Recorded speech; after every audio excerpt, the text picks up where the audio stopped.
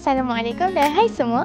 Saya Nordal Madarisha dari TVPSS SMK Sungai Aceh. Bersama saya, panel Bengkel Esport pada hari ini. Assalamualaikum warahmatullahi wabarakatuh. Saya Muhammad Afif bin Afzal.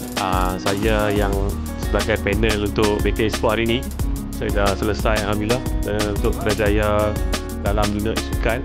Saya juga adalah coach sumo untuk Pulau Pinang dan juga event organizer dan caster jugalah. Banyaklah saya punya kerja dalam Pulau Pinang ni. So boleh saya nak sharekan sikit perkara tentang e-sport. Soalan yang pertama, boleh Encik kongsikan sedikit apa fokus utama taklimat ini? Okey, untuk taklimat hari ni saya lebih kepada kerjaya dalam isukan lah.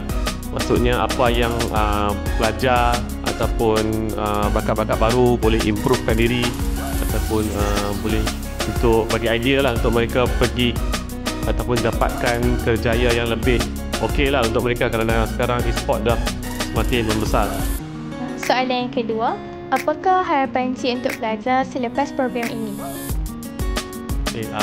Satu harapan saya lah untuk sekolah ini dan pelajar yang saya dah selesai tadi buat bengkel tadi adalah untuk mereka lebih improve untuk mudahkan lagi ataupun beri peluang untuk pelajar-pelajar daripada Pulau Pinang kerana sekarang ni agak kekurangan bakat-bakat baru lah untuk semua, dan kita juga banyak anjurkan pertandingan Mobile Legend ataupun e-football under ataupun bawah 17.